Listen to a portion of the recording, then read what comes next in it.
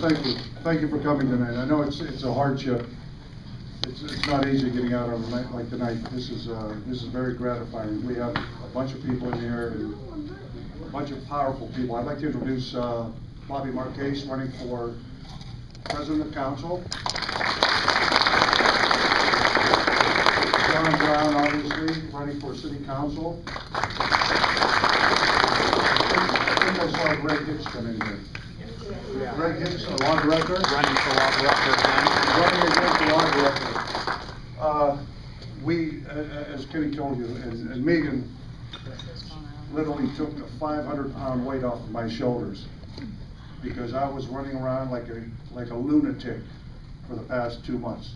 I was doing everything, making phone calls, scheduling, going to debates, and I'll tell you about the debate here shortly. In fact, I want Mark to tell you about the debate. He was there, our co-chairman.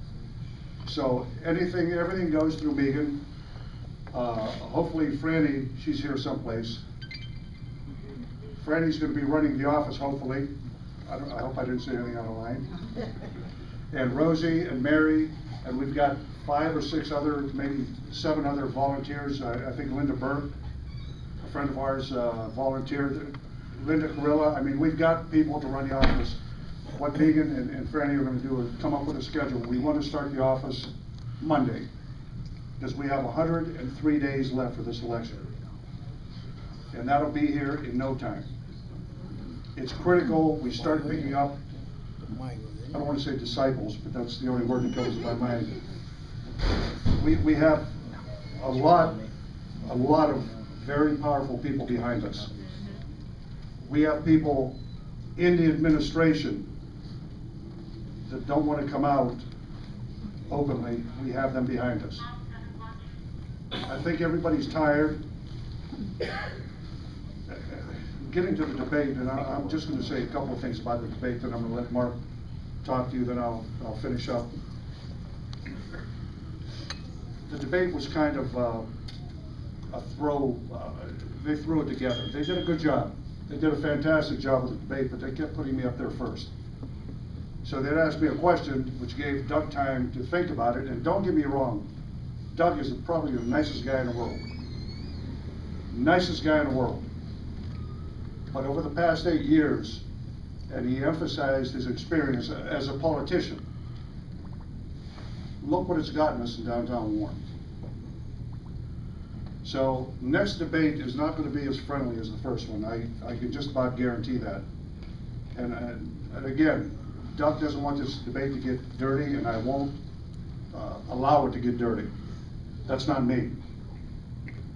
But there are going to be some facts coming out. There are going to be a lot of facts coming out, what they've done to our city, how they've overspent. And just one point, Hank Angelo left us $4.3 million in the general fund when he left office. Within a year, they spent that money, and we were in the red in 2004. That's how bad they overspent the city. But again, I'll let Mark tell you about the debate, and then I think John wants to say something, right? Sure. Okay. Mark, Greg, do you want to say anything? I'm here. Do you want to say anything? No, thank you though. How about you, Bobby? Yeah, Bobby too? It's crucial everybody works together. Jim mentioned 103 days. That sounds like a long time, it's not. So we got the candidate, we got the next mayor, we need everybody to work together. Let's give another hand to our next mayor from the city of Warren. I'm excited about it. We want to put you to the top. And Jim has never met a microphone that he didn't like. So at the debate, he wasn't shy at all.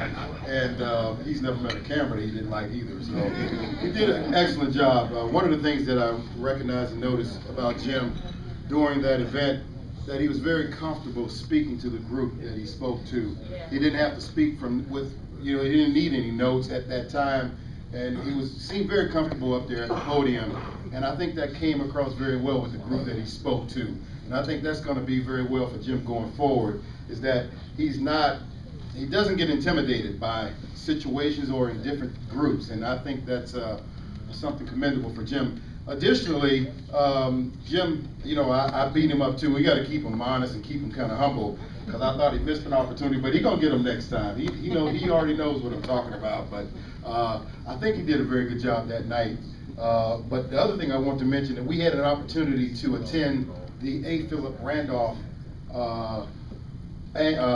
luncheon that is held every year, and we attended that this past Saturday, I think it was, at DVS's. And I told Jim, we should get a table. We got a table, and I take him around and introduce him to some people, but Jim don't sit still too long. He's running around the room before I can even get him to people and meeting everybody, but that's just the way he is. And we also had a chance this past Monday to attend the Martin Luther King breakfast on this past Monday, and the same thing. Jim, when you get him in the room, he's getting around, he's meeting people, and I think that's going to work out very well for him, because he's very comfortable going to people. He's not going to just sit there and wait. He's going to make something happen, and that's the type of leadership we need with a mayor, somebody that's going to get out there and make something happen. So he did an excellent job, and I just want to encourage everybody, let's get fired up and let's make this thing happen for Jim Graham.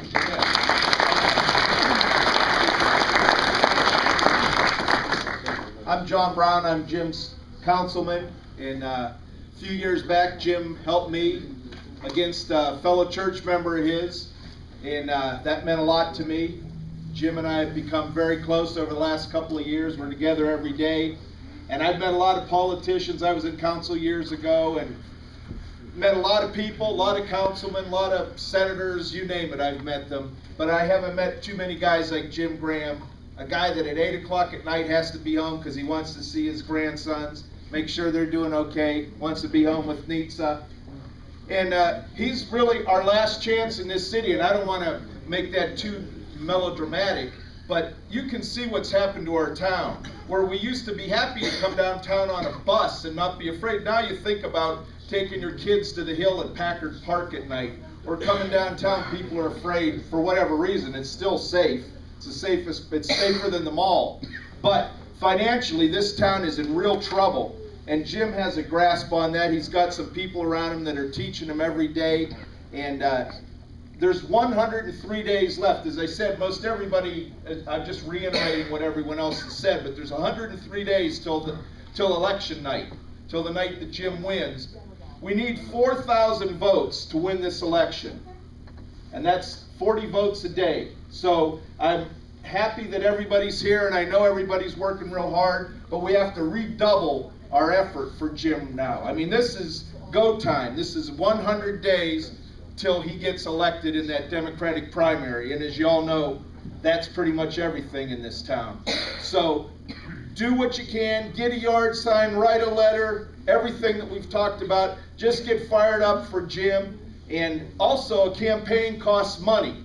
So we're going to have to start thinking about kicking in for our friend Jim financially. There's fundraisers coming up, and a lot coming down the road. Appreciate everyone being here. We're all on the same team, and let's get Warren back in shape. There's one guy that can do it, and he's standing right there, Jimmy Graham.